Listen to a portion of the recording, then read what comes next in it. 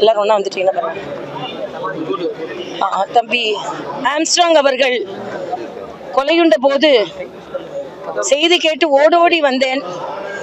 பலமான ஒரு ஸ்ட்ராங்கான மனிதர் அங்கே வெட்டுண்டு கீழே கிடப்பதை பார்த்து என்னால் தாங்கிக் கொள்ளவே முடியவில்லை. ஒரு விளிம்பு நிலை மக்களுக்காக போராடிய ஒரு மனிதர், ஒரு ஒடுக்கப்பட்ட மக்களுக்காக போராடிய ஒரு மனிதர் அங்கே ஒடுங்கி கிடப்பதை பார்த்து என்னால் கொஞ்சம் கூட ஏற்றுக்கொள்ளவே மனம் வரவில்லை. இன்று ஓராண்டு நிறைவடைந்து விட்டது என்பதையும் நம்மால் நினைத்து கூட பார்க்க முடியவில்லை.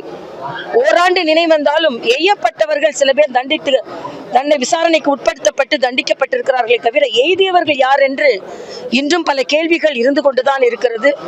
எப்பொழுதும் போல யார் அந்த கேள்வி தமிழகத்தில் ஒலித்துக் கொண்டேதான் இருக்கிறது. அவரின் இறப்பிற்கு நியாயம் கிடைக்க வேண்டும்.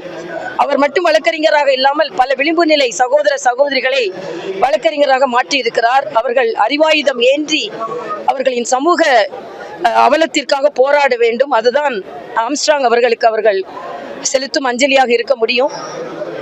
அவர் மனைவி பொற்கொடி, அவர்கள் பெற்றோர் எப்படி பொற்கொடி என்று பெயர் வைத்தார் என்று எனக்கு தெரியவில்லை. இன்று போர்க்கொடி ஏந்தி அவர் இந்த சமுதாயத்திற்கு எதிராக தன் கணவன் என்ன கொள்கையை எதிர்த்து போராடினாரோ அந்த கொள்கையோடு இந்த விளிம்பு நிலை மக்களுக்காக போர்க்கொடி ஏந்தி வருகிறார்.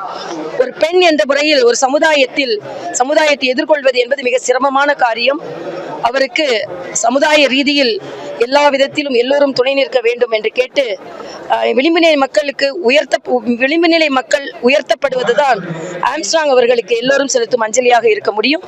பாரதிய ஜனதா கட்சியின் தலைவர் என்ற முறையில் இதில் கலந்து கொள்வதில் நான் மிகுந்த மனவேதனையோடு அதே நேரத்தில் கலந்து கொண்டு அவருக்கு உறுதுணையாக இருக்கிறோம் என்ற ஒரு ஆதரவையும் நான் தெரிவித்துக் கொள்கிறேன். இல்ல, அதான் நான் ஏற்கனவே சொன்ன மாதிரி அவர்களுக்கு முழுமையான நியாயம் கிடைக்கவில்லை. ஓராண்டு கடந்து விட்டது. அதனால் அவர்கள் விசாரணை கேட்பதில் நியாயம் இருக்கிறது.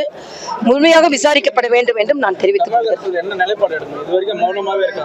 அதுதான் கவலையா இருக்கிறது. அதாவது அவர்கள் அன்னைக்கு என்ன பேசும்போது அதான் சொன்னாங்க, யாரெல்லாம் ஏவி விடப்பட்டவர்கள் எல்லாம் அவர்கள் பிடித்திருக்கிறார்கள். ஆனால் ஏவியவர்கள் யார்? எய்யப்பட்டவர்களை எல்லாம், எய்யப்பட்ட அம்புகளை எல்லாம் பிடித்திருக்கிறார்கள். எய்தவர் யார் என்ற கேள்வி இன்னும் தொக்கி நிற்கிறது. அவருக்கு முழுமையான நியாயம் கிடைக்க வேண்டும்.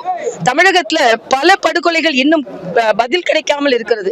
அது அவர்கள் கூட்டணி கட்சியின் தலைவர் ஜெயக்குமாராக இருக்கட்டும், அவர்கள் கட்சி தலைவராகிய நேரு அவர்களின் சகோதராக இருக்கட்டும், இப்படி கேள்விகள் இருந்து கொண்டே இருக்கிறது. உண்மையான தீர்வு இந்த மக்களுக்கு கிடைக்க வேண்டும் என்பது நமது ஆதங்கமாக இருக்கிறது.